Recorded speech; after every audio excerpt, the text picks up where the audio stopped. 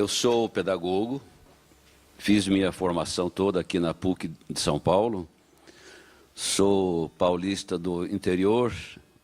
Gostei de receber o convite, né, professora Sofia, para vir estar aqui conversando com vocês, que já trabalhei aqui na rede pública de São Paulo durante uns 8 anos e depois, em seguida, fui morar em Goiânia e lá fui ficando.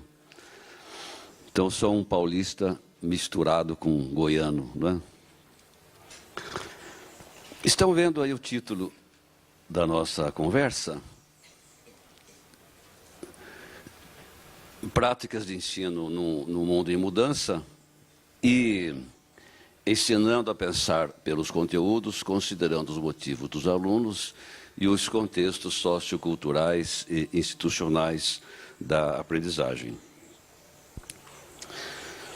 Verão que, ao longo da minha exposição, eu vou tratar, primeiro, uma visão de conjunto sobre o que é esse mundo em mudança, que é um tema, imagino, muito conhecido dos colegas, mas, de qualquer maneira, eu acho bom ter um ponto de partida, não é, para a gente falar depois de questões de didática e ensino, porque realmente essas transformações que são econômicas, que são sociais, que são políticas, que são culturais, elas, sem dúvida, afetam poderosamente o nosso trabalho em sala de aula. É sempre desconfortável uma pessoa aqui na frente, né, como eu estou, professor como vocês, desconfortável no sentido de que eu não conheço a sua realidade, né? Tenho meus irmãos, parentes, que atuam em escolas públicas aqui, e escolas privadas também aqui de São Paulo. Então, eu tenho notícias, assim como sou daqui, acompanho regularmente, né, o desenvolvimento das políticas públicas aqui do Estado de São Paulo, né? Eu vou trabalhar aqui algo que diz respeito ao que está escrito aí no quadro, no slide, né? Ensinando a pensar pelos conteúdos, mas levando em conta os motivos dos alunos. Os motivos dos alunos são locais, são específicos, não é? São peculiares a uma dada realidade, né? Basicamente, esse tema que está aí no slide diz respeito a duas coisas que eu vou estar desenvolvendo ao longo da minha exposição. O primeiro é o seguinte: o mote principal dessa conversa nossa diz assim: o modo de ligar pedagogicamente com algo depende do modo de lidar epistemologicamente com algo, levando em conta as características dos alunos e o contexto sociocultural e institucional. Então, lidar pedagogicamente, didaticamente com algo é lidar epistemologicamente com algo. Então, eu gostaria de estar demonstrando a vocês a importância da relação entre a didática e a epistemologia das disciplinas que vocês lecionam. Ou seja, entender que a dimensão didática do ensino de uma disciplina é a junção de uma dimensão epistemológica e de uma dimensão psicológica, que é o que diz respeito aos motivos dos alunos. Nestes anos todos que vocês, imagino que alguns de vocês sabem que eu sou um investigador de didática, tenho um livro de didática, não é? Então, ao longo destes anos de pesquisador, um bocado de anos, 30 anos pelo menos, eu cheguei à conclusão de que há 4 requisitos absolutamente indispensáveis para a gente ser professor, professora, não é? E esses requisitos, na minha maneira de ver, do que eu pude sintetizar na minha cabeça, é o seguinte: para você ensinar matemática a João, você precisa de 4 coisas: saber matemática, saber ensinar matemática, entendendo que ensinar matemática é como é que eu ajudo o João a pensar e a atuar matematicamente. Terceiro, os motivos do João, isto é, a relação que o João tem com o saber chamado matemática, não é? As características de personalidade do João e o contexto sociocultural e institucional em que João vive e como é que esse contexto influi na sua aprendizagem e como é que esse contexto pode ser melhorado, modificado para melhorar também as aprendizagens. Vamos ver se o tempo que eu tenho me permite tratar com vocês estes 5 pontos aqui, né? Primeiramente, alguns traços desse mundo em mudança. Em segundo lugar, o dissenso geral sobre objetivos e funções da escola, hoje, e apesar disso, 2 propostas progressistas que eu acho interessantes de serem trabalhadas. A minha aposta, estou aqui lhes oferecendo um entendimento do que deva ser escola neste mundo em mudança. E do final, por fim, na segunda parte, eu gostaria de me dedicar frente a essas características deste mundo em mudança, frente à escola, que eu presumo ser a escola necessária, né, nesse contexto. Eu gostaria de falar um pouquinho sobre a didática, naquele sentido que eu havia mencionado, a didática como sintetizando o epistemológico e o psicológico. E, por fim, caracterizar essa didática, que é, na verdade, o título que eu estou me propondo a conversar um pouquinho com vocês, não é? Muito bem. O que a gente podia estar falando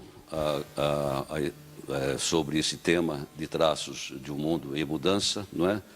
Frente aí a vocês que provavelmente têm trabalhado já bastante com essas características, né?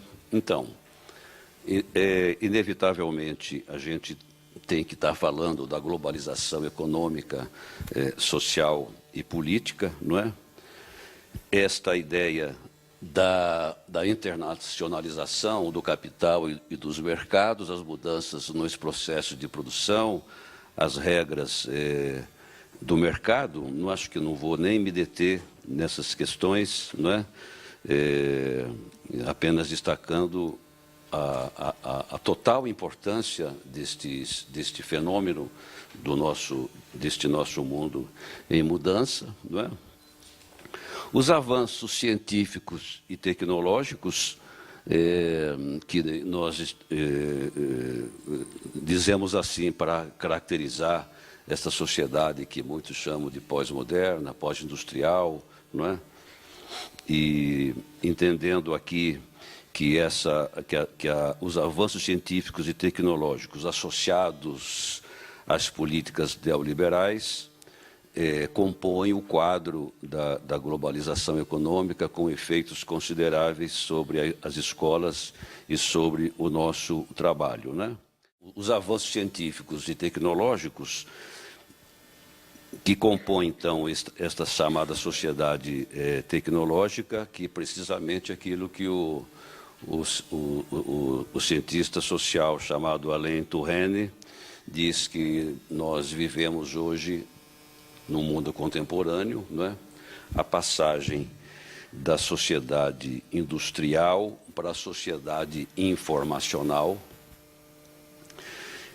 E na sociedade industrial predominando a produção de objetos materiais, coisas.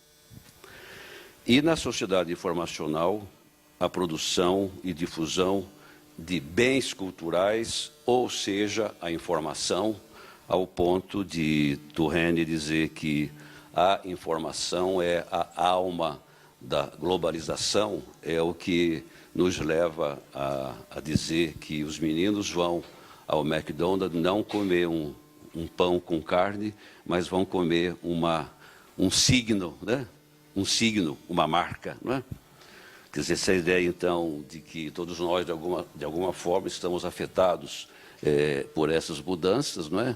Implicando, então, a difusão maciça da informação, mudanças na produção, circulação e consumo de cultura, e que chega, então, no fim das contas, ao que nós chamamos aqui de uma globalização cultural, uma universalização de gostos, de alimentação, hábitos de consumo, enfim, de modelos de vida social, e que acabam trazendo, então, vamos dizer assim, específicas e peculiares mudanças culturais, e que eu queria destacar um pouquinho, né? Mas antes de falar das mudanças culturais, é necessário falar de uma característica da política do nosso tempo presente, né? Que é esse aumento do individualismo e a redução do peso da política, da ação pública e da ação coletiva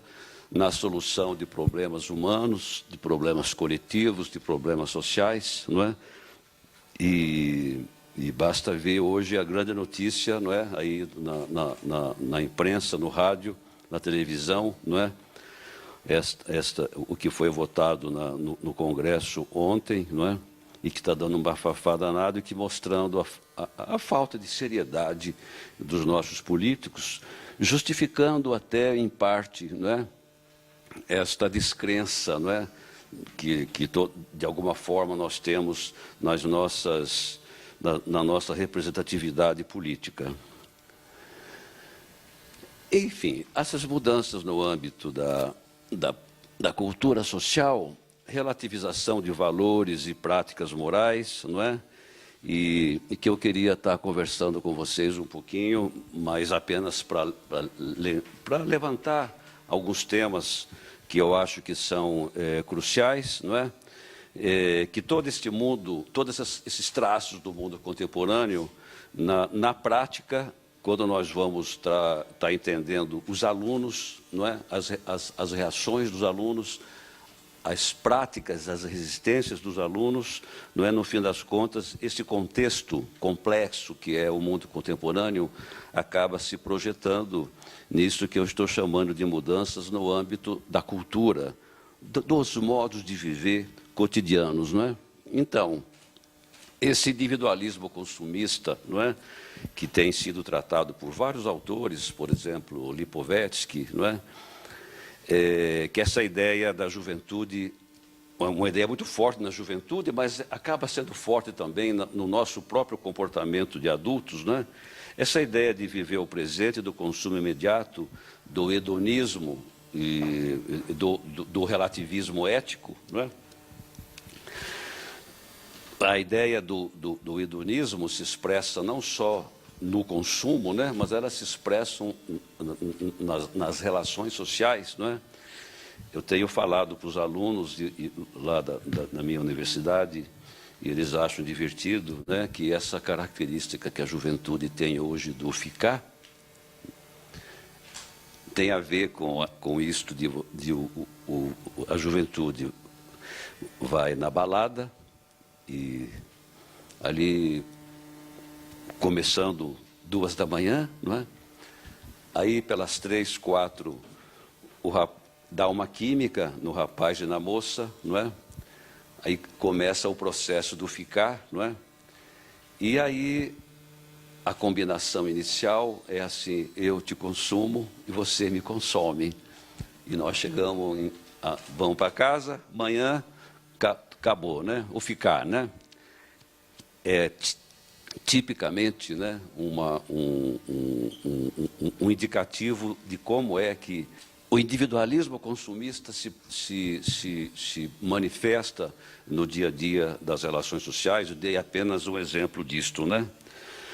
Vamos falar aqui do tema da propaganda, estimulando fortemente o desejo de consumir, não é? E aqui, valendo, como dizem alguns autores, como é forte o apelo à comodidade, não é? Além do apelo à aventura, ao sucesso, ao sexo, ao prestígio, à fama, quer dizer, é tudo muito fácil, né? O que vai resultar em alguns traços muito característicos dos nossos alunos hoje, e eu acho que valendo isto para classe alta, classe média e classe baixa, não é? Que é esta ideia, esse modo de comportar da juventude, que é a lei do mínimo esforço, né? Se você associar isto ao que diz um autor italiano chamado Giovanni Sartori, que diz que a grande transformação no mundo da comunicação e da educação é a transformação do Homo sapiens produzido pela cultura escrita no Homo videns, não é?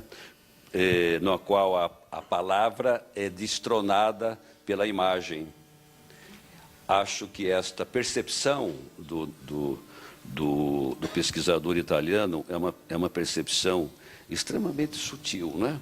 Quer dizer que, como nós sabemos, o Homo sapiens se caracteriza pela sua capacidade simbólica, pela capacidade de imaginação, não é? Nós estamos nos comunicando aqui hoje, eu aqui, provisoriamente como palestrante, vocês enquanto professores nas suas salas de aula, né? Quer dizer, somos todos Homo sapiens, à medida que nos comunicamos pela linguagem, nos utilizamos de signos, de significados, não é? E por isso nós podemos também pensar, imaginar coisas, não é? Enquanto no Homo videns predomina o ver sobre o falar, a imagem sobre a escrita, ou seja, algo extremamente presente no nosso cotidiano e presente nas nossas salas de aula, exatamente que a primazia da imagem põe em segundo plano a leitura escrita. E isso traz imensas consequências para o nosso trabalho, né?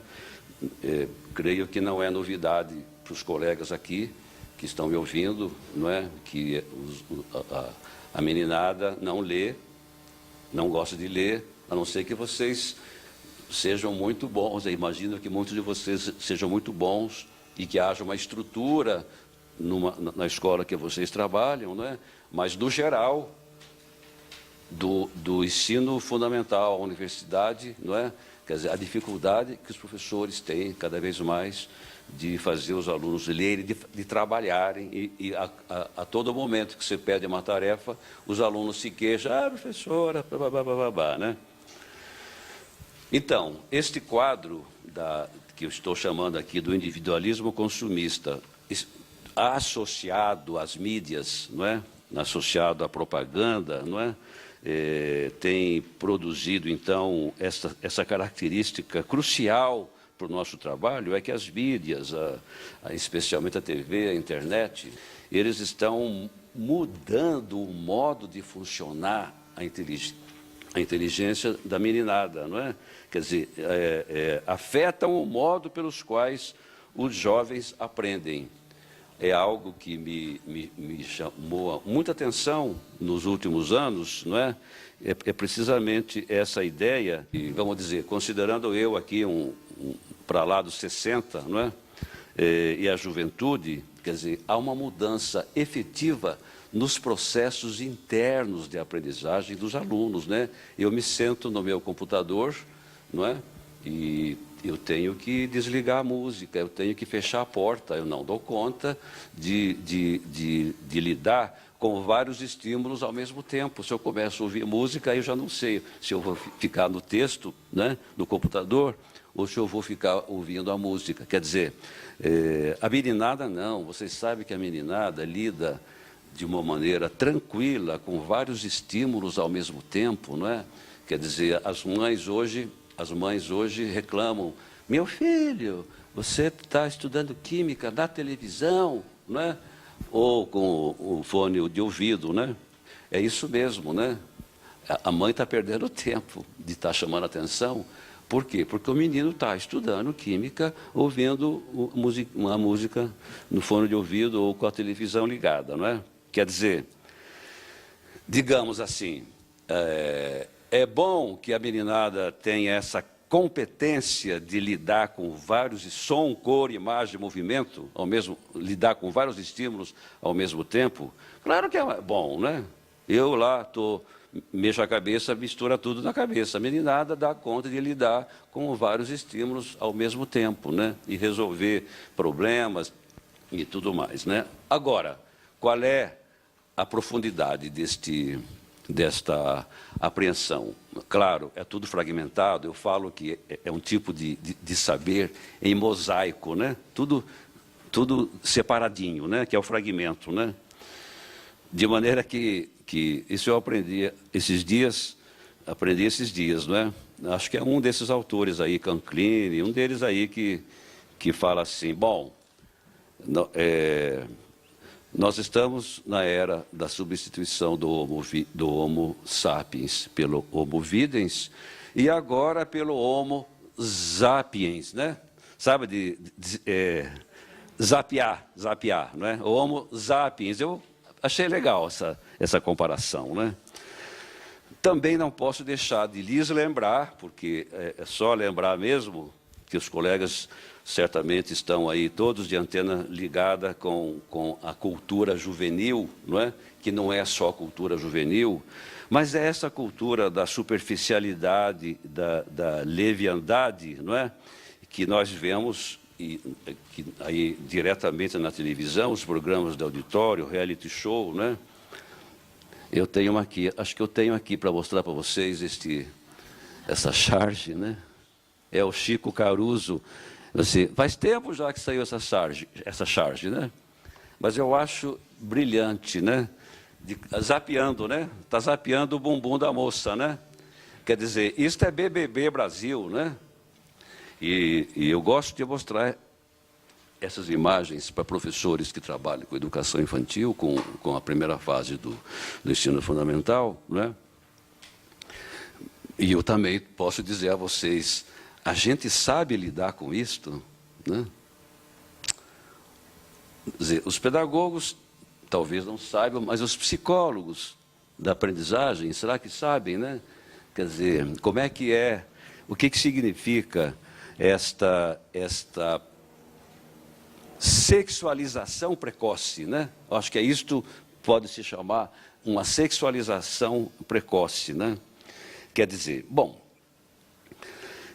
eu acho que também é importante estar mencionando aqui o que eu já falei um pouco, né? Essa coisa do uso simbólico, quer dizer, os signos é que prevalecem em relação às coisas, por isso que o Torrene está certo de dizer que nós vivemos numa sociedade da informação e que a informação é a alma da globalização, precisamente porque hoje a juventude e nós todos, de alguma forma, o que consumimos são símbolos, né?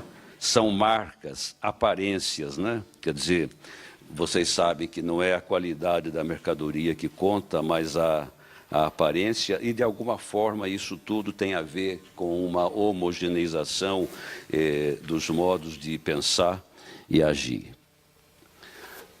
Enfim, estou traçando um quadro muito geral e sobre esses vários temas que de alguma maneira vocês estão habituados a lidar com eles, né?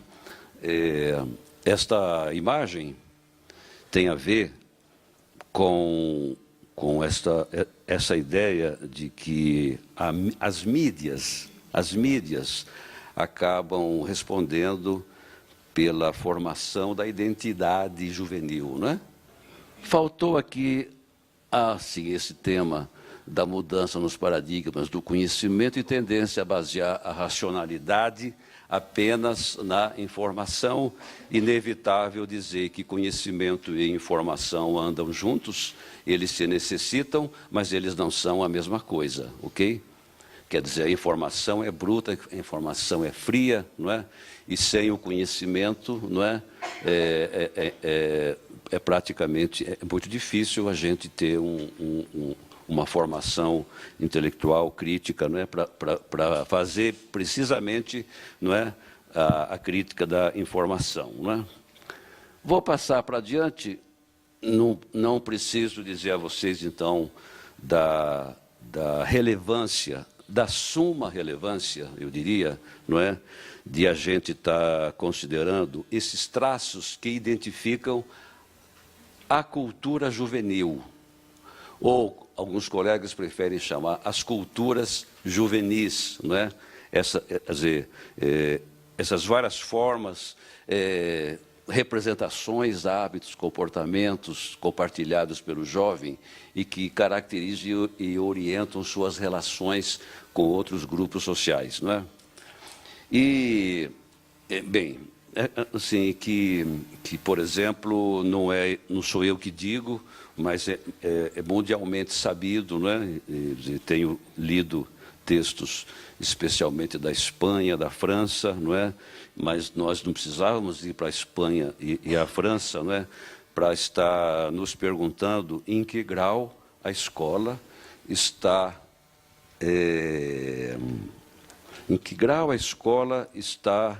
ligada no tema da separação entre a cultura acadêmica que acontece na escola e as culturas juvenis, não é? Em que grau há uma separação, uma divisão entre a cultura acadêmica que se passa na escola e as culturas juvenis. Então, com isto, se a gente fosse fazer uma correspondência, né? Fatores econômicos, fatores políticos, fatores culturais, fatores éticos, nós iríamos dentro de uma visão bem pedagógica, né? De uma visão assim, bem no sentido do que é o nosso trabalho de educadores, né? Quer dizer, como é que nós nos confrontamos com esses traços de um mundo em mudança, não é? Tudo aqui é muito óbvio, mas exatamente por ser óbvio, né? A necessidade de uma formação geral, de uma formação cultural e científica associada a uma preparação tecnológica, não é? Impossível de descartar a importância do domínio e uso crítico das tecnologias da informação e da comunicação, não é? Um segundo requisito, e eu vou mostrar que é por aí que a escola precisaria estar indo, não é? Exatamente o desenvolvimento de capacidades cognitivas e operativas, ou seja, ensinar a pensar, ampliar as possibilidades de um desenvolvimento mental, de um desenvolvimento cognitivo, que amplie a capacidade de reflexividade dos nossos alunos, não é? Por outro lado, a atenção à subjetividade e às diferenças, não é? Como eu dizia no começo, para o João aprender matemática, o professor precisa saber a matemática, precisa saber como é que o aluno aprende a operar mentalmente com a matemática, mas saber os motivos do João, quer dizer, quais são as características individuais de personalidade do João para lidar com a matemática. E aí entra, então, o tema muito forte, eu não sei em que grau vocês sentem isso, percebem isso na sua prática do trabalho, mas é algo que nós não podemos escapar, não é? A atenção à subjetividade e às peculiaridades individuais e sociais e culturais dos nossos alunos.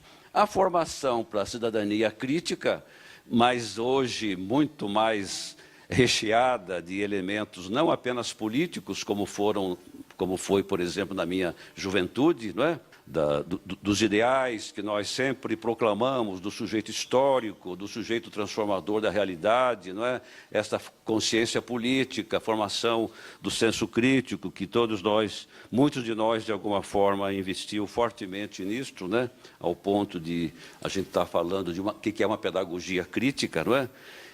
Mas hoje nós temos que realmente abrir mais esse leque e apanhando aí temas como a sustentabilidade, o consumo, e, claro, incluindo ainda a formação política. E algo crucial, que eu imagino que os colegas concordam comigo, a formação em valores e atitudes, que é um problema não só do professor na sala de aula, mas é um problema da instituição. As práticas determinam nossas formas de comportamento, não é? Então, eu já fui diretor de escola, anos e anos da minha vida, não é? E aí hoje eu tenho uma sensibilidade para dizer que não é só na sala de aula que os meninos aprendem, os alunos aprendem muito na escola, o contexto da escola.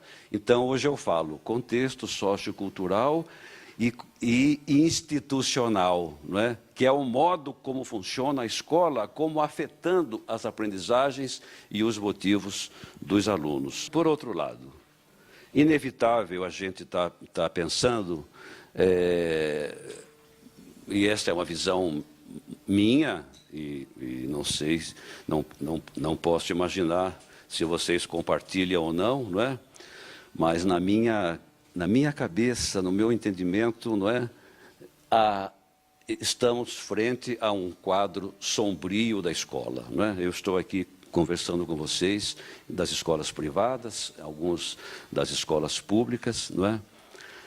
E tenho clareza de que vivemos momentos muito sombrios em relação à escola, não é? E com todas as contradições, e eu tentaria apontar algumas dessas contradições aqui, né? A deterioração e ineficácia em relação aos seus objetivos e formas de funcionamento, não é? Isto, para mim, é gritante na escola pública, não é? A separação entre a cultura acadêmica e a cultura jovem, ou a cultura juvenil, ou as culturas juvenis, melhor dizendo, né? E as consequências disto, né? A recusa dos jovens de valores convencionais, esforço, estudo, trabalho pessoal, sacrifício, temperança, persistência, não é? Quantos de nós aqui, não é? Eu estudei aqui na PUC, minha graduação, depois fiz o mestrado, o doutorado, mas falo da graduação, o quanto nós fomos formados na cultura do esforço, né? Quantos colegas meus aqui da PUC, na antiga Faculdade de Filosofia de São Bento, né, vindo do interior, eu morei em pensão 4 anos da minha vida, comendo, olha aí, economizando, dando um duro para chegar onde a gente chegou, não é? Enfim, são traços quer dizer, e além do que ninguém que é professor, professora, escapou disto, né? Porque se a gente quisesse outra coisa, iríamos para outra profissão, né? Ninguém herdou fortunas, né? Familiares aqui, né? Quer dizer que hoje é terrível, né? Eu tenho meus netos aqui, moram aqui em São Paulo, né? E como todos os netos, né? Adoram Power Rangers, o Homem-Aranha, o Batman, não é? E aí nós temos um sitinho aqui lá em Angatuba, aqui, 250 quilômetros daqui, e aí vamos lá, às vezes, passar aí umas férias, porque para mim é difícil estar aí vindo em outro período. E aí, então, lá tem um sobe e desce, para descer lá no Riachinho tem que subir, descer. Aí eu digo para o meu neto, Pedro, vamos com o vovô, vamos subir montanha, descer, não é? Assim, a gente vai dar uma suada, né? Aí ele diz, vovô, acho que não. É isso aqui, não é? É assim mesmo, não é? É assim mesmo. Eu acho que é uma batalha que nós já perdemos, viu? Mudar, né, esses traços, né, que nos constituíram como pessoas criativas, pessoas inventivas, pessoas esforçadas, pessoas que lutaram, não é? Quer dizer, hoje o consumismo individualista, não é? Ou melhor, o individualismo consumista, não é? Ataca até as pessoas da nossa intimidade, né? Quer dizer, pouca coisa a mãe diz não, né? Mãe e pai, né? Imaginem os filhotes aí das suas escolas privadas, né? E, bem, vamos lá mais um pouquinho. Bem, outra questão crucialíssima que nos pressiona imensamente é a crise do papel socializador da escola. Quer dizer, hoje em dia, não é, a escola deixou de ser o único lugar de legitimação do saber. Hoje há uma multiplicidade de saberes que circulam numa infinidade de canais, de lugares, não é? E, com isso, até a autoridade da professora e do professor acabam ficando abaladas, não é? E que é um fenômeno, a mim me parece dramático, tanto nas escolas privadas quanto nas escolas públicas, não é? Quer dizer, em frente à professora, o professor, sentam-se alunos, vamos dizer, empapados de outros saberes, outras linguagens que vão circulando na sociedade, ainda que sejam saberes que eu chamo mosaico, saberes fragmentados, né, em pedaços, né? E, quer dizer, os alunos são informados, mas a informação deles não tem o conhecimento que junta, não é? Quer dizer, então essa desconexão entre o mundo do professor e o mundo dos alunos, não é, tem provocado até atitudes opostas, ora de autoritarismo, que é uma reação à perda de autoridade. Eu tenho ouvido relatos bastante sérios aqui em São Paulo, de escolas públicas que estão resolvendo retornar inteiramente ao padrão tradicional, convencional, autoritário, não é? Enquanto que outros professores preferem, me perdoem a palavra, mais frouxidão, né? de tolerância, de permissividade em relação aos alunos, né? Enfim, a concorrência com outros espaços, o descaso das elites dirigentes com investimentos no sistema de ensino, não é? Que é gritante, né? Gritante, valendo para todo o Brasil. Eu tenho um desgosto muito grande de que a política educacional do governo Lula, nos 8 anos de gestão, não mudou uma linha sequer da política neoliberal do FHC. Então, aqui é um descaso das elites dirigentes. Em Goiânia, não é? Estamos com professores do ensino municipal em greve, não é? Porque a prefeitura não quer pagar o piso salarial, que é uma porcaria, não é? R$ 1.024, não é?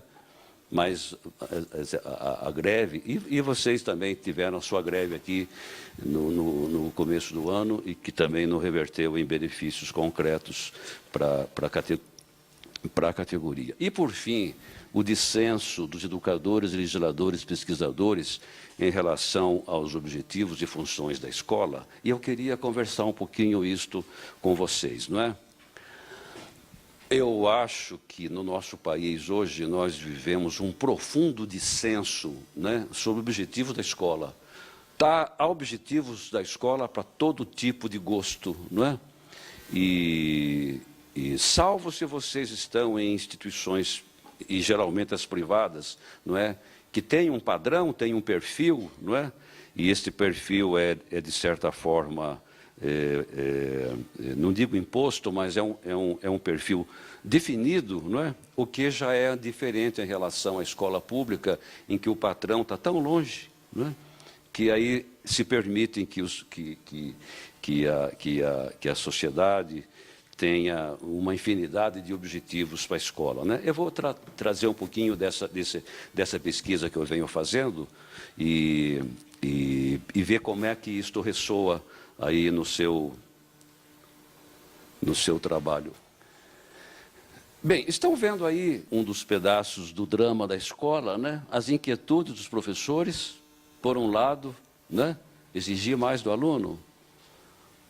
mais exigência na avaliação, exigir mais dos professores, mais conteúdo, mais autoridade, mais disciplina, que eu estaria chamando, então, uma ética da intervenção, não é? Uma ética mais poderosamente de uma estrutura mais estabelecida, ou nós vamos curvar a vara para o outro lado, não é? Mais amor aos alunos, mais democracia na escola, mais clima de interação. É muito interessante a gente constatar, e não sei se os colegas da escola pública concordariam comigo, de dizer que o sistema público está aqui deste lado, não é? E os professores querem estar deste lado, né? Mas o sistema público, eu digo lastimavelmente, porque você vergar as coisas de um lado para o outro, como diz o Saviani, a teoria da curvatura da vara, não é? Nunca presta, nunca dá certo, né? Mas o meu entendimento, e eu estou dizendo isto porque eu estou estudando esta questão, que uma das minhas pesquisas no momento se chama a deterioração da escola pública. Eu estou me perguntando quando, por que a escola pública começou a desandar. E eu já identifiquei que a escola pública começou a desandar nos anos 90, começo dos anos 90. E até tem um marco deste processo de deterioração, que é a chamada Conferência Internacional Educação para Todos, na Tailândia, na cidade de Jomtien, não é?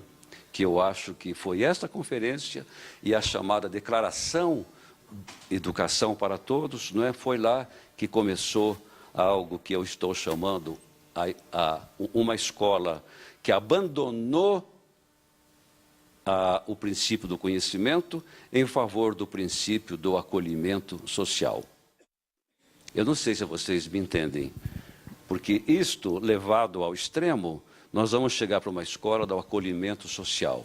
A Declaração de Jomtien, Educação para Todos, olha aí o nome bonito, sensibiliza, né? No entanto, adotam uma concepção de aprendizagem tão ampla, tão ampliada, não é? Que desfoca da aprendizagem efetiva, que é aprender a pensar através dos conteúdos, não é? Para uma ideia de aprendizagem como aqueles conhecimentos mínimos, básicos para a sobrevivência, não é? O capitalismo, através do Banco Mundial, estabeleceu para os países chamados emergentes, não é? Uma política de escola para pobre e escola pobre, não é? E para a escola pobre não precisa professor, que ganha grande coisa, não é? Não posso esticar este raciocínio, porque não posso deixar de entrar nas questões mais cruciais que eu queria estar levantando, né? Eu estou falando de um dissenso, não é? Geral na sociedade brasileira sobre objetivos e funções da escola, não é? E aqui nós podíamos estar apontando 5 tipos de escola, né? O que está em branco é o que eu chamaria de uma visão mais progressista, e o que está em amarelo são as versões mais convencionais de escola, né? Quer dizer, você tem, em primeiro lugar, a escola tradicional, está em aspas, não é?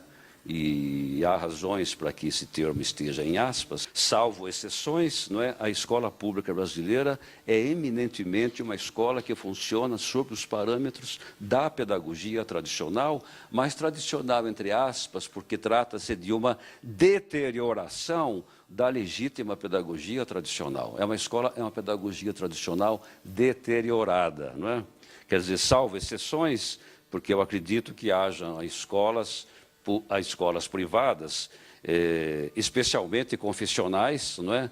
Que possivelmente tenham ainda um vínculo mais forte com aquela legítima pedagogia tradicional assentada na pedagogia jesuítica, na pedagogia de Herbart, não é? A escola dos sistemas de ensino apostilado é uma das degradações mais importantes dos últimos anos, não é? e que em São Paulo você tem empresas, não é? Em São Paulo, acho que São Paulo, Rio, Curitiba, Belo Horizonte, né? Que são empresas, não é? Fortemente estruturadas que estão ganhando dinheiro com os tais sistemas de ensino, não é? Aliás, elas se chamam sistemas de ensino e é incrível o poder que é esse modelo de funcionamento que o Estado de São Paulo também, lastimavelmente, adotou, não é? Bem, os 3 modelos convencionais e os 2 modelos progressistas, de alguma maneira, reproduzem esta aporia, não é? Reproduzem esta oposição, não é? De um lado a escola comeniana e do outro lado a escola para socialidade e convivência, que eu já chamei de escola baseada no princípio do acolhimento social, não é?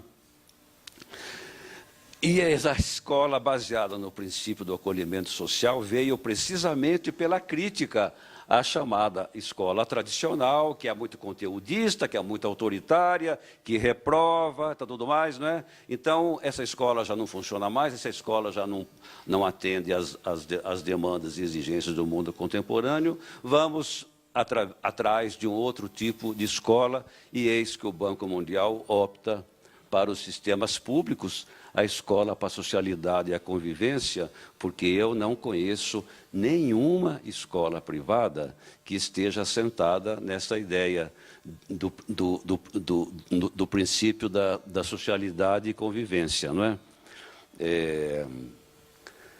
Não sei se eu precisaria explicitar estas 2 posições, não é?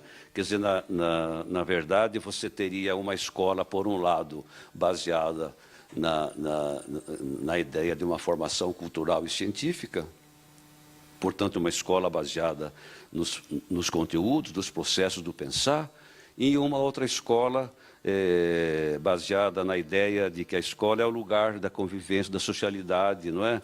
Como lá em Goiânia, a escola típica da socialidade é a escola do chamado EJA, que os colegas da escola pública sabem muito bem o que é, não é? Em que colegas nossos, pesquisadores, né, dizem, não, gente, escola noturna, a meninada trabalha o dia todo, vem cansado, então deixa rolar. Eles vêm à escola para encontrar as pessoas, para poder ter um descanso, até um certo lazer. Então, assim, os alunos do EJA, lá em Goiânia, do sistema público, podem sair da sala para fumar, não é? Se não está gostando da aula, sai, não é? Isto é a escola da socialidade e da convivência, né? Bem, Comênio, acho que os colegas hão de se recordar, não é, dos seus cursos de formação, não é? Comênio foi um pedagogo fantástico, não é, do século XVII, não é?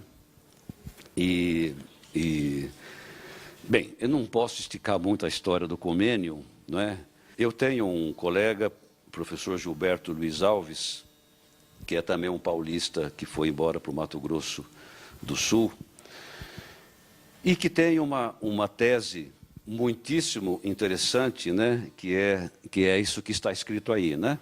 Que a escola tradicional, que eu coloquei entre aspas, é a escola criada conforme as práticas de organização manufatureira da produção do século XVII. É muitíssimo interessante, não é? Porque para o Gilberto, a escola brasileira hoje, especialmente isso que eu chamei de tradicional, não é? Ela se explica pela escola proposta por Comênio, né? Quer dizer, o trabalho didático na escola comeniana foi estruturado conforme as práticas de organização da fábrica do século XVII, que se baseia na divisão do trabalho, na organização do ensino em passos hierarquizados, por meio de uma tecnologia básica. Eu vou acentuar, aliás, e por meio de uma tecnologia básica, o livro didático. Aí o Gilberto diz, e de certa forma, diferentemente do mais convencional, quando nós identificamos a pedagogia tradicional, que as pessoas dizem, não, a pedagogia é tradicional porque ela é magistrocêntrica, ou seja, centrada no professor. o Gilberto vem nos dizer algo assim, não, gente, não. A garantia do êxito no ensino não é o professor, é uma tecnologia, o livro didático. A pensar, não é? E com isto, o trabalho do professor foi submetido historicamente ao livro didático, não é? Que é o saber resumido, não é? E que, então, para ele, a forma de organização do ensino,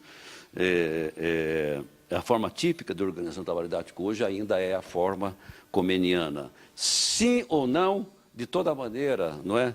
É fato que a pedagogia tradicional persiste, eu diria, em 90% das nossas escolas, não é? Só que eu acho que o contraponto da pedagogia tradicional não pode ser a escola para a socialidade e a convivência, porque isso não presta. Esse tipo de escola veio para atender demandas de democracia, mas ela é antidemocrática, na minha maneira de entender, não é? Dois modelos progressistas de escola, não é? A escola baseada na formação por meio de situações experienciais, que eu estou chamando de pedagogia da socialidade, e a escola como lugar de formação humana pela cultura e pela ciência, não é? Que a primeira postura, não é? Ela é muito ligada a tendências muito fortes no pensamento pós-moderno, como vocês sabem, né? Quer dizer, este peso que colegas do campo da educação, do campo do currículo, né, dizem da importância dos componentes culturais do mundo contemporâneo e, com isso, então, o tema da diferença, não é?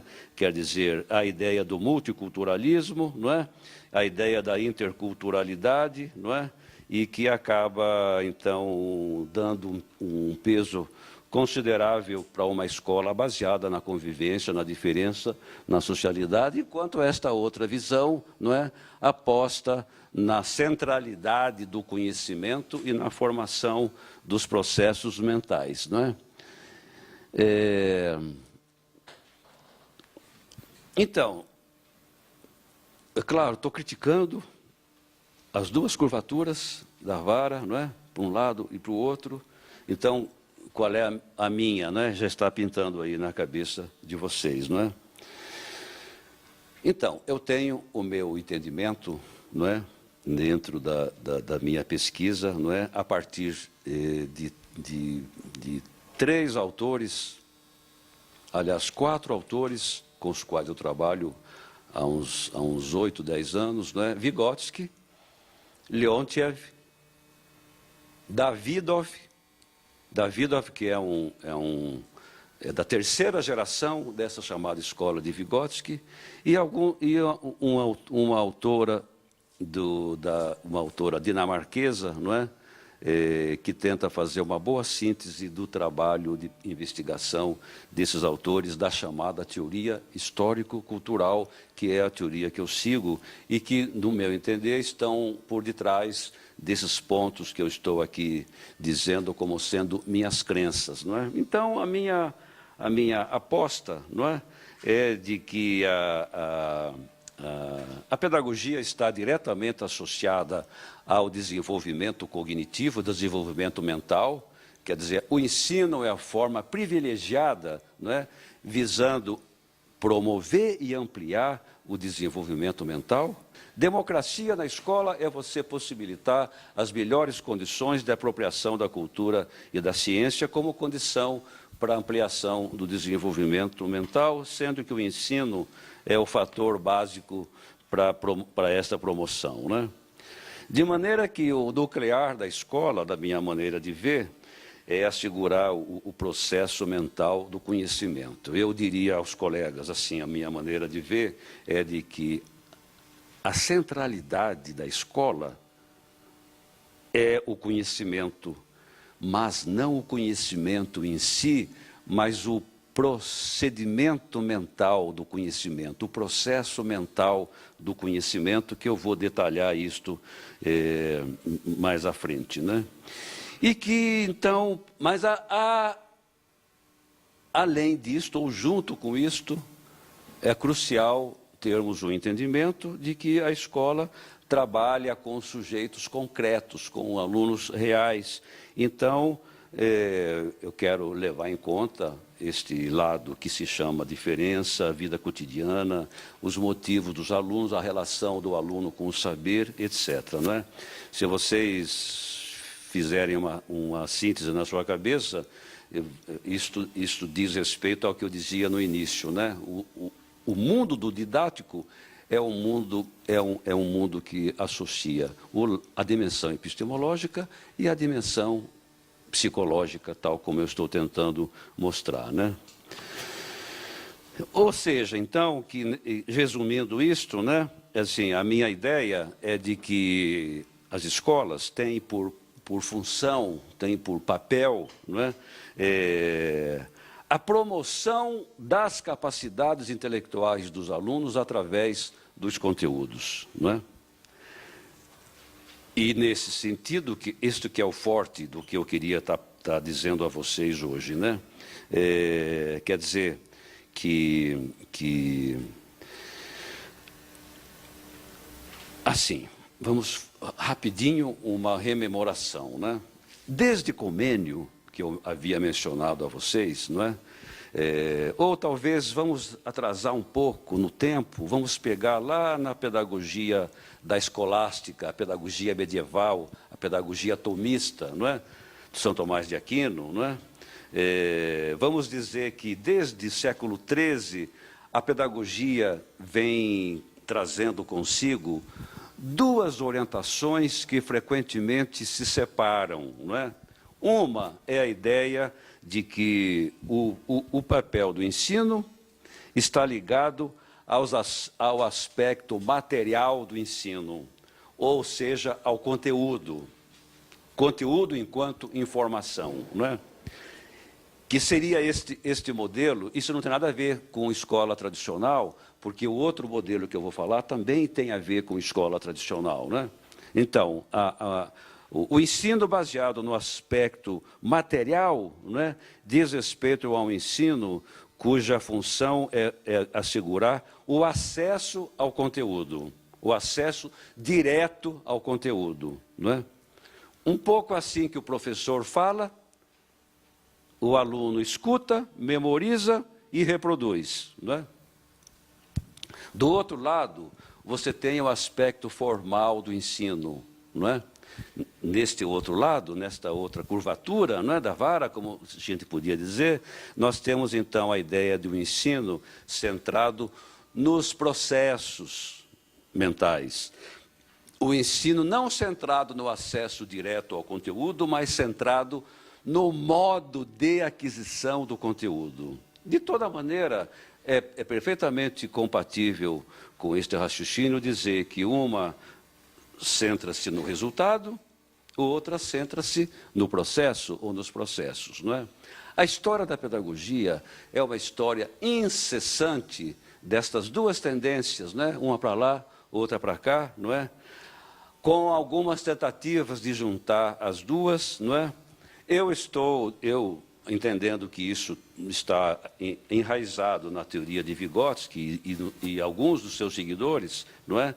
Eu defendo a ideia de que estes dois entendimentos, né, o aspecto material e o aspecto formal, jamais se separam, não é? Jamais você separa conteúdo de processos e processos de conteúdos, né? Eu não tenho capacidades intelectuais cognitivas desvinculadas do conteúdo. Para saber que capacidades intelectuais eu vou desenvolver nos meus alunos de ciências, eu preciso saber quais são os procedimentos lógicos e investigativos do campo científico com o qual nós estamos trabalhando, não é? Ou seja, o centro do conhecimento são os conteúdos, mas não os conteúdos em si, mas o processo mental do conhecimento que está contido na disciplina que você ensina, não é? A minha proposta de didática, não é? Cujo termo básico chama-se mediação, não é? dizer assim, a didática, o ensino, se define por ser uma mediação através dos objetivos, conteúdos, métodos, etc., não é?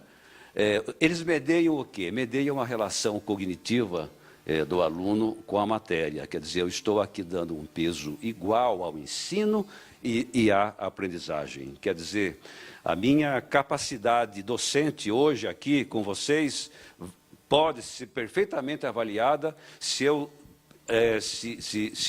estiver dando conta de mediar a relação cognitiva da sua cabeça com o tema que foi trazido aqui pela palestra.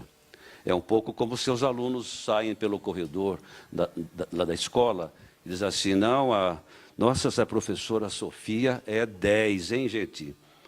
Oh, cara, olha, eu entendi tudo que ela falou, né? Olha que eu amarrei na minha cabeça essas ideias aí e tal, né, de biologia, porque ela é da professora de biologia. Quer dizer, a professora Sofia está sendo vista pelos alunos como uma ótima mediadora. Ela tem sido capaz de mediar a relação cognitiva do aluno com a matéria. Mas eu posso dizer isso de um jeito... Aqui está muito simples a relação do professor e do saber e do aluno, não é? Que é o famoso triângulo didático, né? Mas a ideia básica que eu estava querendo trazer para vocês como ponto de partida, não é? Disso que eu estou chamando do objetivo da escola, não é?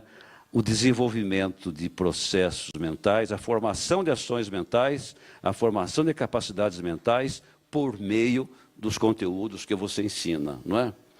E aí a ideia deste gráfico, não é? É a ideia de que você tem aí o sujeito, o objeto, não é?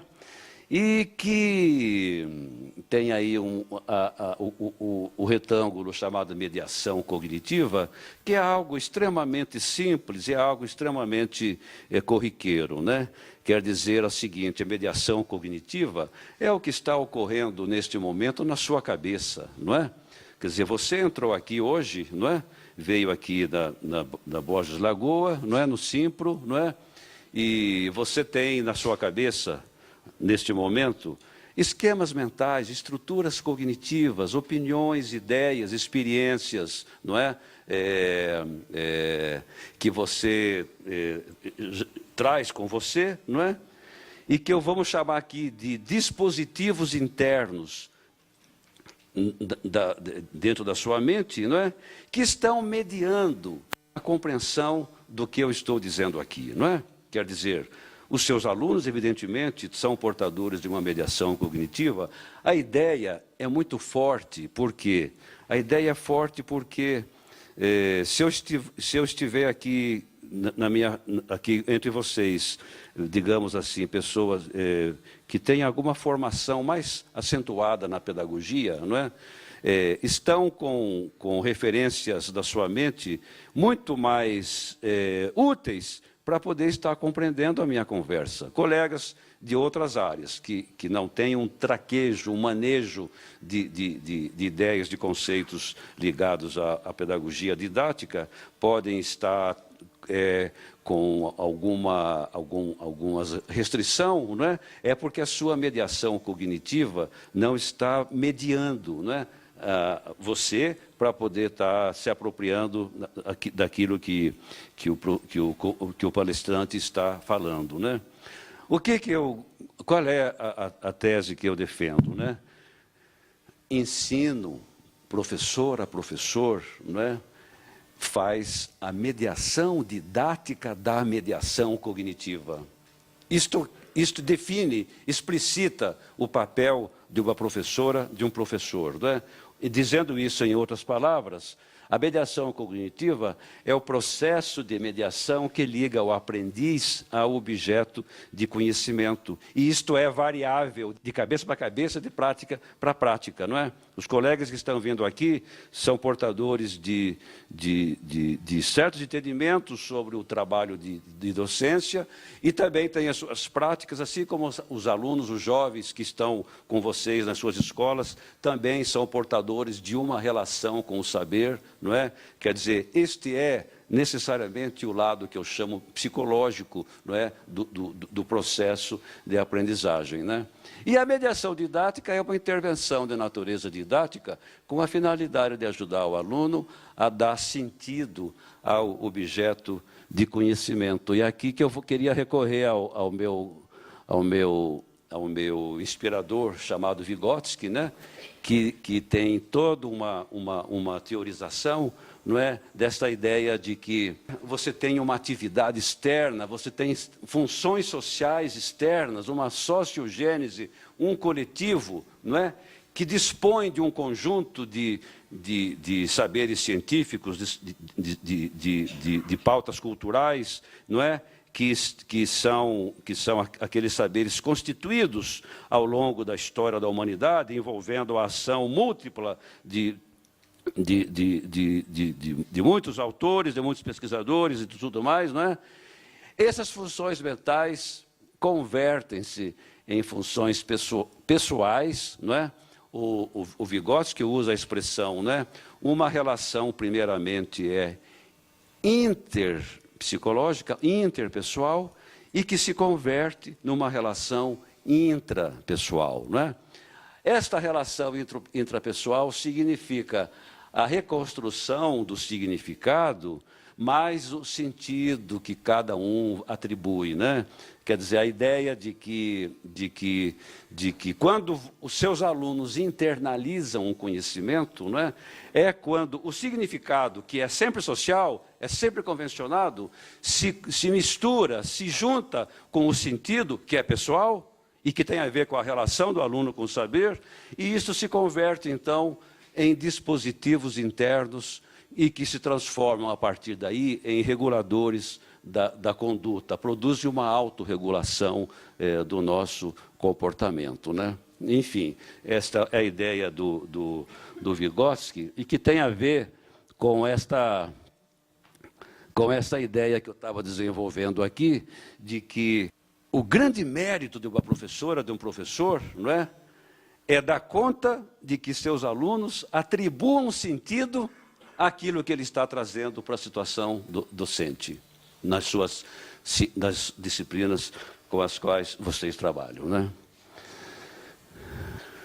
Do que eu estou tentando dizer, principalmente nessas últimas palavras agora, né, é que, para Vygotsky e para Davidov,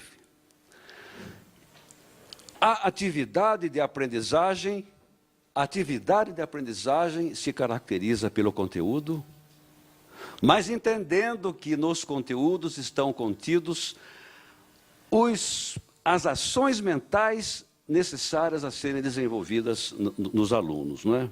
De maneira que, nesse sentido, a atividade de aprendizagem se é identificada como sendo esta íntima conexão entre o conteúdo e as capacidades intelectuais conexas a esse conteúdo. A ideia que eu gosto de explicitar é de que, ao estudar um conteúdo, os alunos vão formando ações mentais. Mas essas ações mentais são aqueles procedimentos lógico-investigativos que estão historicamente contidos, não é, no processo, no desenvolvimento de constituição dos objetos de conhecimento. Eu quero dizer que, se o objetivo do ensino é desenvolver capacidades mentais dos alunos, ou capacidades cognitivas, não é? Mas que essas capacidades cognitivas estão contidas no próprio conteúdo.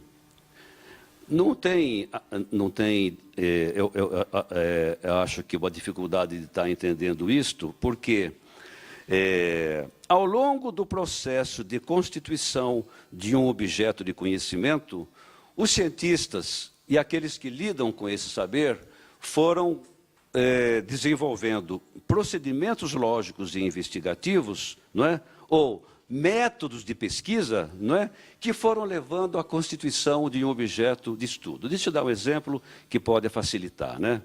A questão da geografia, não é? Vamos dizer que ao ensinar uma ciência, a ciência geográfica, não é? Eu começo por identificar qual é o objeto de estudo que define a geografia, não é? Qual é o nuclear do conhecimento geográfico? Qual é o nuclear do fato geográfico? Hoje em dia, quando os geógrafos buscam sintetizar numa formulação qual é o objeto de investigação da geografia, eles dirão o seguinte: é o espaço físico enquanto constituído histórica, social e culturalmente. Ou, dizendo isso de um outro jeito, o objeto do geográfico é a constituição histórica, social e cultural do espaço físico. Em outras palavras, como é que ao longo do desenvolvimento histórico, não é? O espaço social vai se constituindo pela prática humana. Ora, colegas, o que eu quero dizer, não é? Para se chegar a este objeto, para se chegar a este conceito nuclear do geográfico, não é? Foi necessário a aplicação de procedimentos investigativos e lógicos próprios do campo geográfico, não é? E isto significa, então, que todo objeto se constitui, não é? A partir de procedimentos lógico-investigativos. O que é ensinar? Ajudar os alunos a se apropriarem desses processos lógico-investigativos na forma de ações mentais. Eu quero dizer com isto que no caso de assimilar um conteúdo, é assimilar o conceito nuclear desse conteúdo, quer dizer, o modo geral, o modo científico geral de operar com esse conteúdo, não é? E nesse modo geral estão as capacidades cognitivas a formar, não é? Por isso é que eu digo assim, a boa professora de geografia é aquela cujos alunos saem da sua aula pensando, raciocinando, investigando e atuando com o modo próprio de pensar, investigar e atuar da geografia. A boa professora de química é aquela professora cujos alunos saem da sua sala pensando, raciocinando, investigando e atuando com o modo próprio de pensar da química, não é? Então, eu quero dizer, então, que essa proposta didática diz assim, que na aprendizagem de um conteúdo, importa muito mais o domínio dos procedimentos lógicos e investigativos desse conteúdo do que o domínio do conteúdo formal. Eu não estou desprezando o conteúdo, eu estou captando no conteúdo o movimento, o desenvolvimento científico que está por detrás de um processo de constituição de um determinado conteúdo. Ora, esse domínio dos procedimentos lógicos e investigativos eu chamo de conceitos. Conceitos, então, não são as definições. Os conceitos vão para muito mais além da definição, não é? Quer dizer, na verdade, não é? Eu formo conceitos quando eu ajudo os meus alunos a internalizar métodos e estratégias gerais da ciência ensinada. Olha aqui, o nuclear da atividade de aprendizagem é formar o pensamento, desenvolver capacidades mentais através do conteúdo. E como se formam tais capacidades? Por meio de conceitos. Mas o que são os conceitos? Procedimentos mentais para deduzir relações particulares de uma relação geral abstrata. E, nesse sentido, então, ensinar é intervir na formação e desenvolvimento das ações mentais dos sujeitos, que não é outra coisa senão formar conceitos. Mas sem entender conceito como definição. Um conceito, na realidade, é uma ferramenta mental que eu formo na minha cabeça, a partir dos procedimentos e estratégias investigativas da ciência que eu ensino, não é? E que, então, o conceito, na verdade, tem quase uma caracterização prática, a ideia de ferramenta mental para lidar com as várias situações, né? Quer dizer, na geografia, essa ideia de que o nuclear do geográfico é a constituição histórica, social e cultural do espaço físico, não é? Nome genérico disso que eu acabei de falar da geografia chama-se paisagem, não é? Então, à medida que os alunos vão compreendendo através de uma infinidade de tarefas, não é? Isto que o geográfico é aquilo, é o espaço físico constituído historicamente, socialmente e culturalmente, isto é uma relação geral, um princípio geral, a partir do qual eu vou possibilitando os alunos a aplicar este geral a situações particulares. De maneira que, quando eu digo assim, ensinar é desenvolver capacidades cognitivas através dos conteúdos, quando eu falo capacidades cognitivas, é a mesma coisa de formar ações mentais, é a mesma coisa de formar conceitos, com a ideia de que o conceito é um procedimento mental, não é? Para extrair relações particulares de uma relação geral abstrata. O que a gente pode mais fazer aqui? Aqui do lado esquerdo, o conhecimento empírico é por onde nós chegamos à definição, e aqui do lado direito, o conhecimento teórico-científico, que é isso que eu estou tentando mostrar como sendo um ensino que acentua o conhecimento teórico-científico, entendendo o conhecimento teórico-científico como ações mentais, como conceitos. E nós podemos, então, dizer que aprender é adquirir um modo geral de ação mental, isto é, um procedimento mental de aplicar um conceito geral para situações particulares. Isso se chama conhecimento científico, ou pensar e operar com conceitos. Este gráfico é extremamente simples, e todo gráfico limita bastante, não é, a teoria, mas ele nos ajuda a compreender essa relação que eu estou tentando lhes passar, não é? Você tem de um lado os conhecimentos e do outro lado as ações mentais. Se os colegas estão compreendendo a minha fala, ou se eu estou sendo capaz de fazer a mediação didática da mediação cognitiva, não é? Este gráfico mostra o seguinte: eu estou dizendo, né, que ao estudar um conteúdo, os alunos vão formando ações mentais conexas a esses conteúdos. E as ações mentais conexas a esses conteúdos são encontrados nos procedimentos lógicos e investigativos da ciência com a qual você trabalha. Ao mesmo tempo que forma ações mentais, os alunos vão tendo maior facilidade para se apropriar dos conteúdos, não é?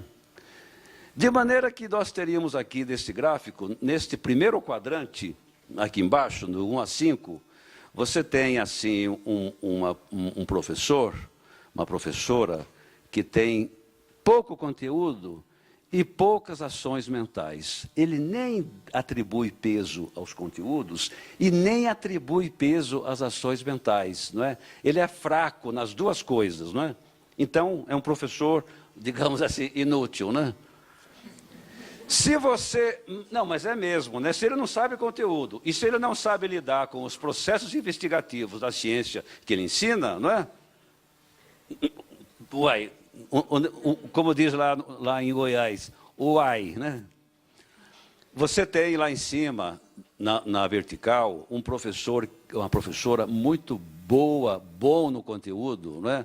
Ele é claro, ele tem uma lógica no seu raciocínio, ele é capaz de explicitar até a relação entre conceitos, mas ele não é bom em ajudar os alunos a irem formando ações mentais na sua cabeça que vão favorecer a mediação cognitiva dos seus alunos, não é?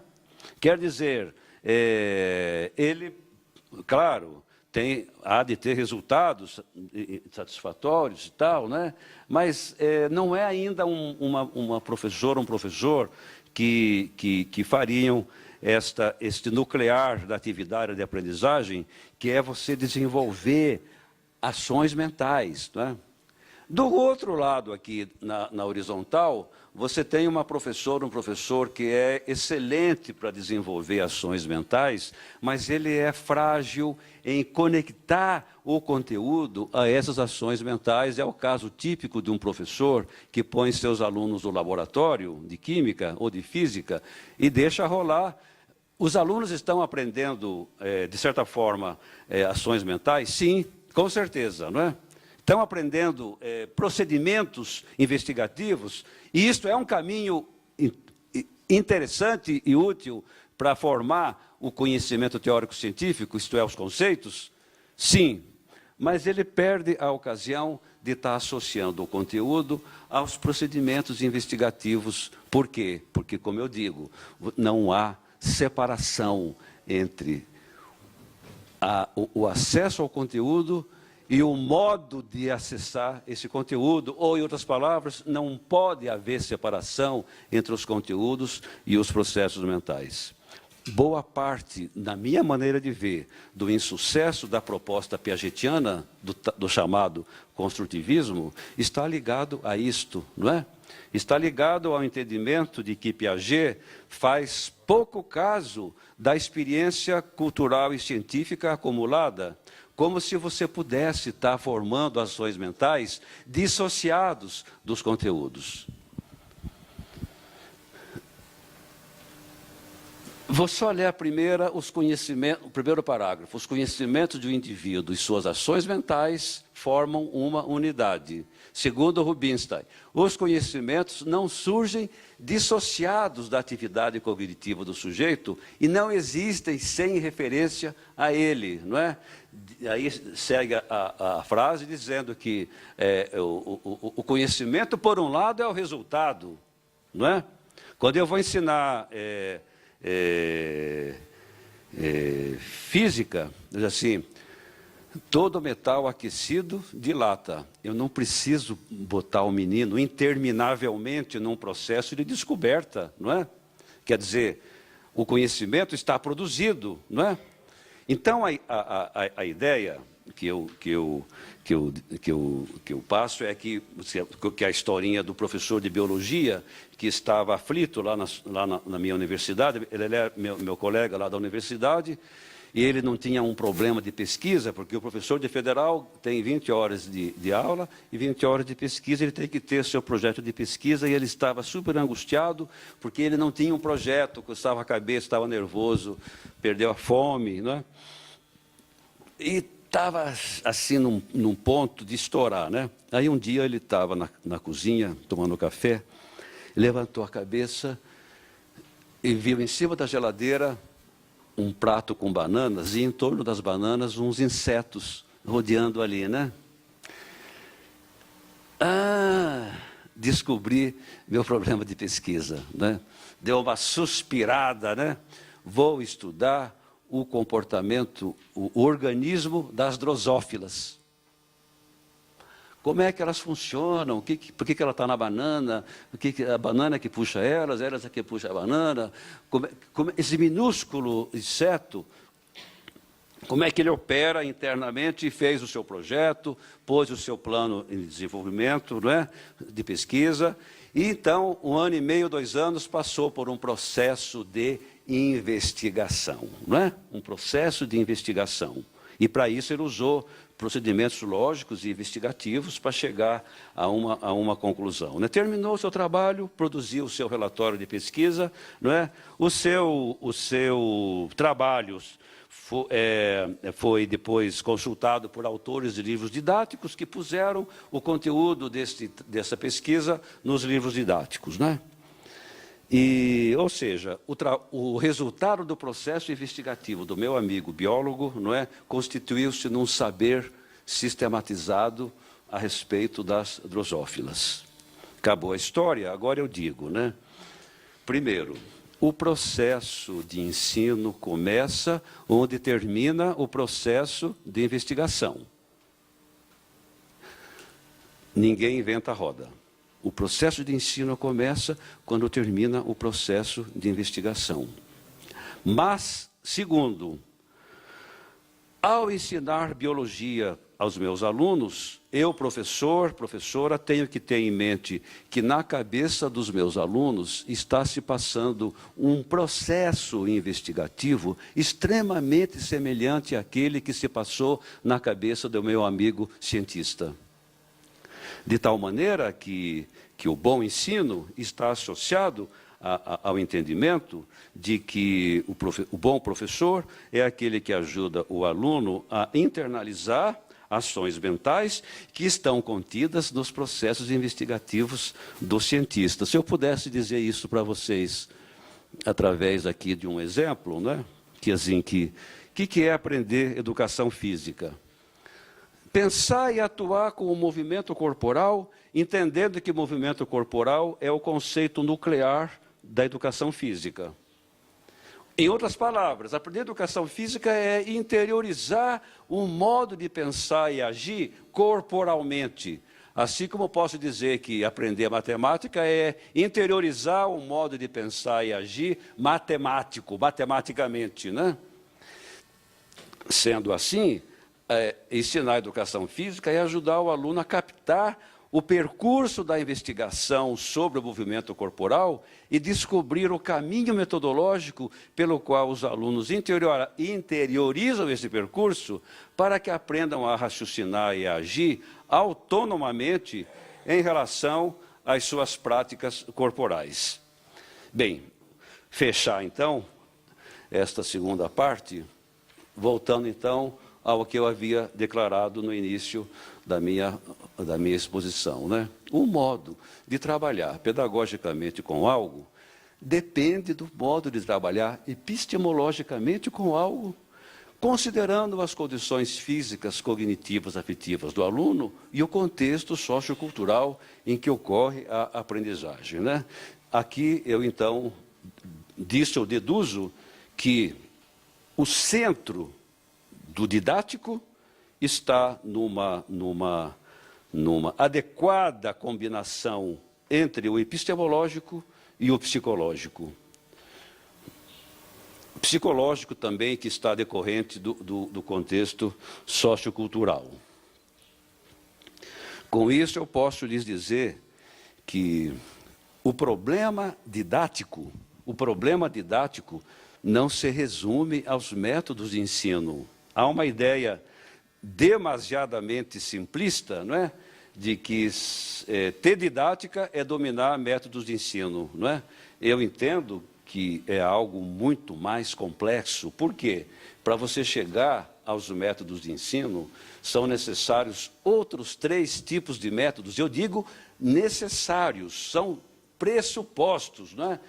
A ideia de que, primeiro, um professor, uma professora, precisam ter um mínimo conhecimento do método geral do processo do conhecimento. Os colegas sabem muito bem que nós todos operamos epistemologicamente, mesmo sem saber, não é? Quer dizer, nós temos uma postura positivista, ou fenomenológica, ou dialética, ou estruturalista, ou seja, como é que a gente lida, conscientemente ou não, esta relação do sujeito que conhece e de objeto a ser conhecido, de onde resulta um saber organizado, né?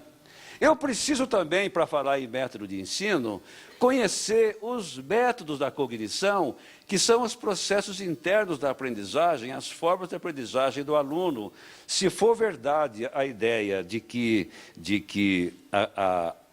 o começo de qualquer didática é a mediação cognitiva que está na cabeça do aluno, então eu não posso deixar de entender que eu tenho aqui um problema ligado à psicologia da aprendizagem e do desenvolvimento humano.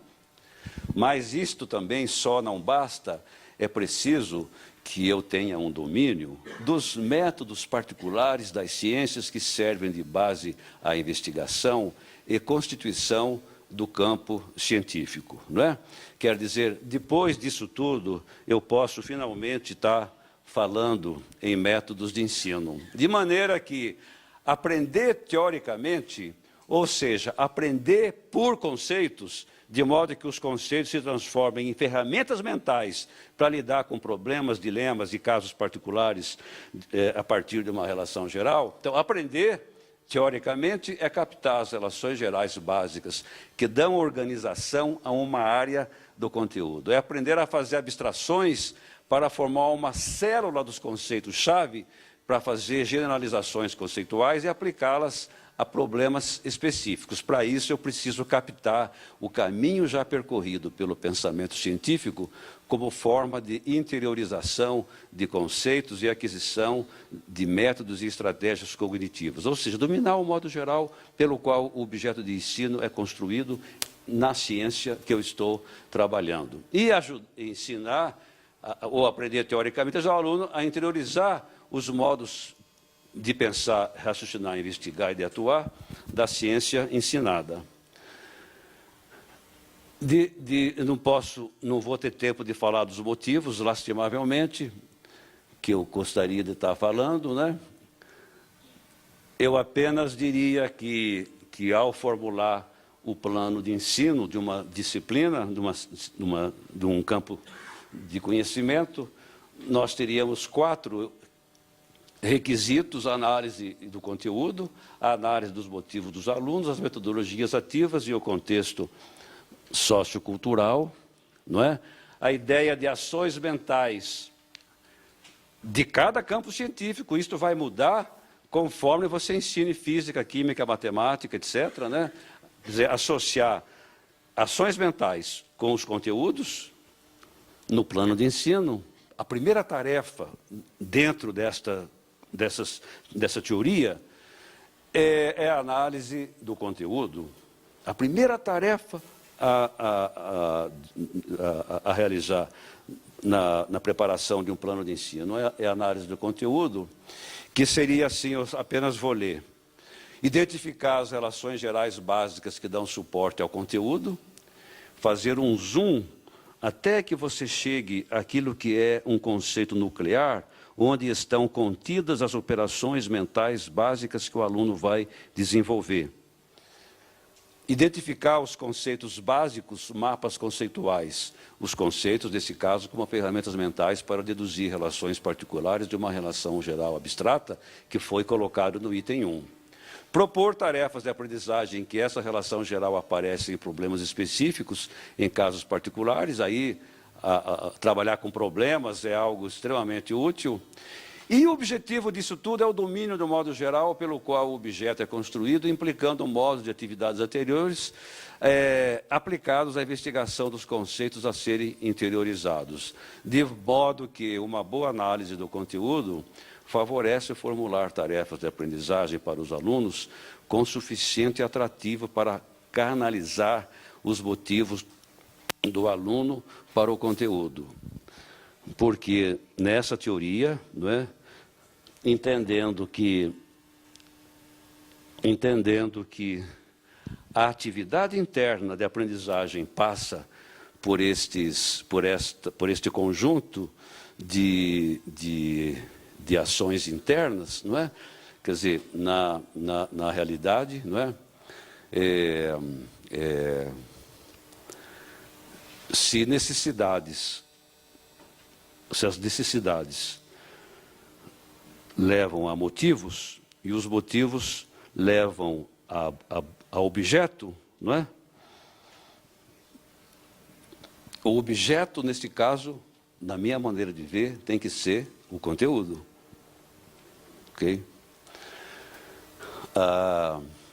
Os colegas, professoras, professores, vieram aqui hoje de vários lugares, né, para essa palestra, não é? Os motivos são aquelas razões que nós damos a nós mesmos para fazer e pensar aquilo que fazemos, aquilo que pensamos, né? Os motivos é aquilo que a professora de manhã se levanta às 6h30, 7h, lá em Goiânia, essa hora que a gente levanta, né? Que o sol já está alto, né? Assim, pois é.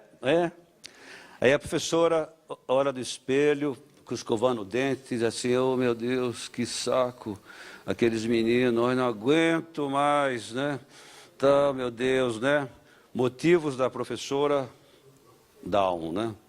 Ou a professora está lá, penteando o cabelo e tal, oh, que legal, hoje eu vou na sala, nossa, dei aquela tarefinha para as crianças, estou louca para saber como é que elas fizeram, né? Motivos, né?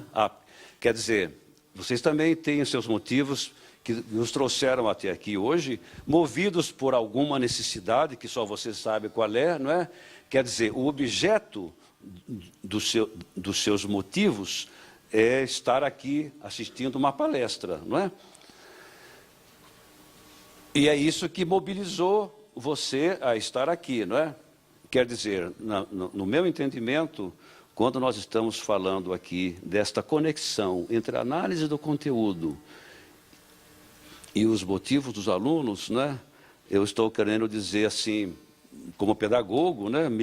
Fácil de dizer, difícil de fazer, mas qual é o nosso desafio? É que esse objeto seja o conteúdo, porque do conteúdo eu vou extrair as ações mentais, etc, etc, etc. Me perdoe ocupar demasiado o seu tempo aqui. Vamos conversar um pouquinho, ok?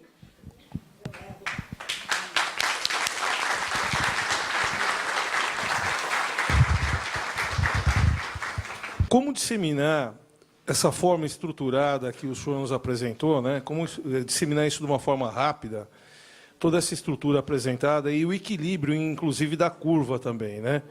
Esse equilíbrio da curva para os professores, para que isso a gente agilize também essa disseminação na escola e tentar minimizar esse quadro sombrio da escola que o senhor nos apresentou. Como é seu nome, professor? Augusto. Augusto, eu costumo dizer que na formação de professores para o ensino fundamental, há muita pedagogia e pouco conteúdo, né? E para os professores da segunda fase do ensino fundamental, da sexta em diante, né? Generalizando, claro, que há exceções, muito conteúdo, pouca pedagogia. Ou seja, do ponto de vista do que eu estou falando aqui, né, nós estamos cometendo dois equívocos no processo formativo e remetendo aqui ao que eu falava aqui da relação entre a didática e a epistemologia. Quer dizer, professoras das séries iniciais não têm a mínima noção, bom, perdão que vocês estão aqui, não é? Mas do geral, nas escolas públicas, nos cursos de formação que eu conheço na minha cidade, não é? E alguns aqui, assim, a dimensão epistemológica nos cursos de formação de professores está ausente. Ou seja, você estudou 4 anos de letras, não é? E eis que você se encontra ensinando português na 6ª série, tá? E você estudou 4 anos de letras e, por suposto, você domina o conteúdo e os procedimentos investigativos desse conteúdo. Portanto, você está preparado com o básico para poder lidar epistemologicamente com o campo científico com o qual você atua, não é? A professora das séries iniciais, não é? E eu acabo de fazer uma pesquisa no meu estado, são 44 cursos de pedagogia no meu estado, e a quem quiser eu mando pela internet o resultado da minha pesquisa, não é? Nesses cursos de pedagogia, a chamada pedagogia, que é para formar professores de educação infantil primeira a quarta, não é? Não se ensina os conteúdos. Você vai ensinar letras, português para as crianças de sexta série e você domina, por suposto, a língua portuguesa e as práticas investigativas da língua portuguesa, onde estão contidas as ações mentais para você lidar com a língua portuguesa e com as crianças, né, com os alunos, né? A professora dos anos iniciais, que ensina simultaneamente português, matemática, história e geografia, não tem uma hora sequer de conteúdo nesses cursos. Isto é uma coisa dramática. Eu não entendo como meus colegas da minha área, do campo da educação, não é? E que trabalham com toda essa coisa de formação de professores, essa entidade que se chama FOP, por exemplo, como é que não descobriram este furo fantástico na formação de professores, né? Então, professor Augusto, eu estou pondo aqui, não é? E aqui tenho trabalhado isto lá na pós-graduação, na minha pesquisa, não é? Quer dizer que talvez um dos problemas cruciais na formação de professores seja exatamente a ligação entre a didática e a epistemologia das disciplinas, não é?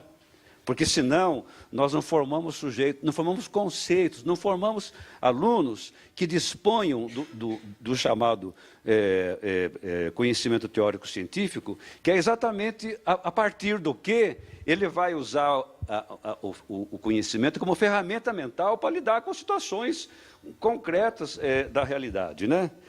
Quer dizer, então, que eu estou colocando, além de outras questões que eu coloquei aqui, que são limites extremamente sérios, tudo que eu trouxe aqui no começo, para a gente não estar dizendo que a solução está na pedagogia. Não, a solução não está só na pedagogia.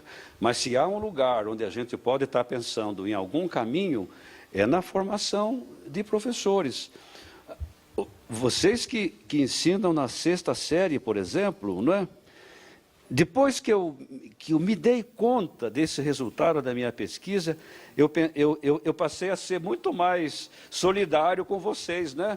Como é que você vai ensinar na sexta série língua portuguesa ou vai ensinar ciências se as crianças estão vindo lá de trás sem praticamente um conhecimento sólido, não é? As crianças chegam sem saber ler e escrever, não é? Então, você, professora, e eu sei muito bem, porque é o que eu sou também, já trabalhei, como eu disse, você já fui diretor de escola, um bocado de anos, de escola de menino, né?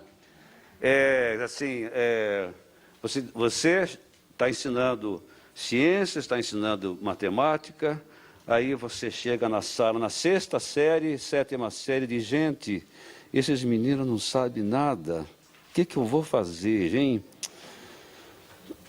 Eu tinha que recuperar esse pessoal, porque sem o básico, como é que é? Matemática tem pré-requisitos, mas eles não têm pré-requisitos. O que eu faço, né? Vou voltar para o programa da primeira série, segunda série, não é?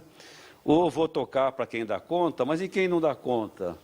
Aí, dependendo, você fala, gente, mas eu não estou ganhando para fazer recuperação desses meninos, né? Quer dizer, agora eles estão mandando promover automaticamente, seja o que Deus quiser. Triste, tristíssimo.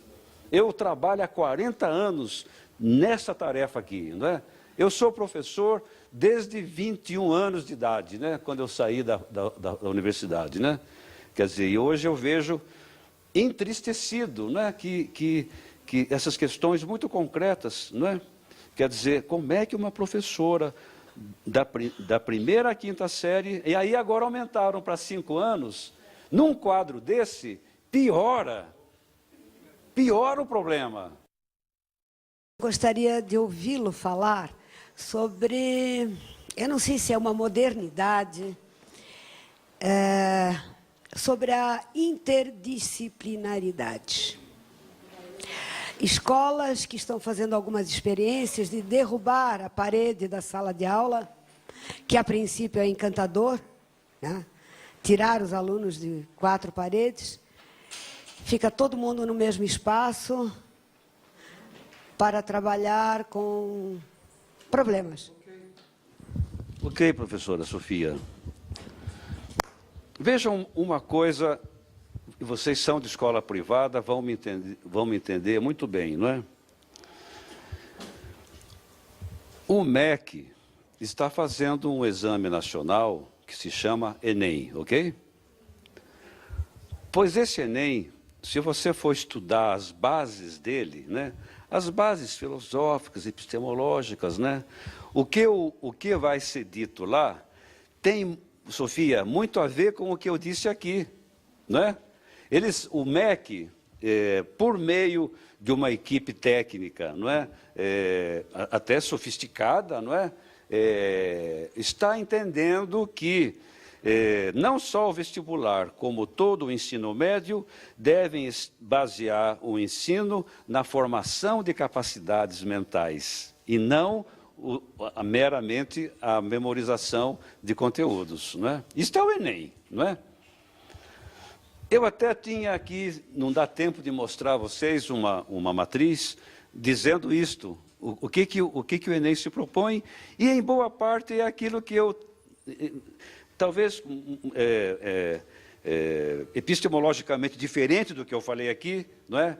Mas muito próximo, né? Assim, pelo menos no varejo, né? Não na largada. No entanto, não é? É só ver aí a imprensa, ver a Veja, as revistas, né? Os donos de cursinho estão chamando especialistas para ensinar os seus próprios professores como é que você mecaniza nos alunos responder às questões do Enem, não é? Ok? Vejam, então, que esta miséria de um país, não é? Que acha que você pode mudar a realidade mediante uma lei, não é? Mediante uma imposição de cima, não é? De um modo muito parecido com o que eu estou dizendo, professora, há o problema da interdisciplinaridade. A reforma do ensino médio, né, por decreto, instituiu a interdisciplinaridade, não é? Quer dizer,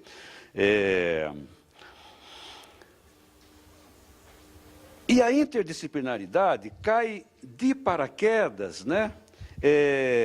Como se nós pudéssemos assegurar a formação do pensamento, da reflexividade dos alunos, não é? Simplesmente você dissolvendo o disciplinar para criar algo nebuloso, né? algo assim fluido, né? Como é o interdisciplinar, não é? Que é uma reprodução do que em muitos lugares do Brasil se fez através do ensino por projetos, não é? Quer dizer, a reforma educativa brasileira feita entre 90 e 94 no governo FHC, não é? Foi uma reforma copiada da reforma espanhola, não é? E na reforma espanhola, os conteúdos são tratados na forma de projetos, não é? Um pouco de trazer o modelo de Dewey e de um discípulo dele chamado Kilpatrick, né? Para você construir um currículo na base de projetos e, desse modo, você assegura a interdisciplinaridade, não é? Eu vou dizer a minha opinião, eu não sou favorável a isto, porque isto é artificial, não é? E porque não existe o interdisciplinar sem o disciplinar. Quer dizer, a interdisciplina, na minha maneira de ver, tem o seu suporte na disciplina. Quer dizer, Trata-se, então, se você quer pensar com um pensamento ampliado, não é? Trata-se de você pensar a explicitação do objeto de cada campo científico, simultaneamente com a expansão das suas fronteiras, não é? De maneira a você fazer, então, agora, a partir do disciplinar, o interdisciplinar, não é? Porque do jeito que está imposto de cima, não é? Quer dizer, quer dizer, é achar que, da mesma maneira que tem gente que acha que a tecnologia educacional é a grande solução para os problemas da educação, até o ministro da Educação acha isso, né? A gente tem colegas achando que o moderno, o avançado, né, é você dissolver a estrutura disciplinar, não é? E substituir e colocar em cima dela um interdisciplinar, como eu digo, nebuloso, né? Um interdisciplinar, a palavra que eu uso, artificial. Toda vez que você tenta o interdisciplinar fora do disciplinar, você cria uma estrutura artificial, não é? E que não tem solidez, não é? Então, professor, minha opinião é esta, não é? Está aí, não é? Eu continuo achando que isso tudo vem lá de uma chamada Conferência Internacional Educação para Todos, Jonte, em Tailândia. Lá começou essa coisa de dizer, a escola tradicional já era, a escola tradicional reprova, a escola tradicional é autoritária, abaixo a escola tradicional, vamos fazer uma escola leve, principalmente a escola para pobre. Porque, olha, não tem, em Goiânia, não tem uma escola que trabalha com ciclos de escolarização, não tem uma escola que tem promoção automática e não tem uma escola de ensino médio que adotou para valer o modelo interdisciplinar. Então, é tudo para a escola pública, escola pobre para pobre, né?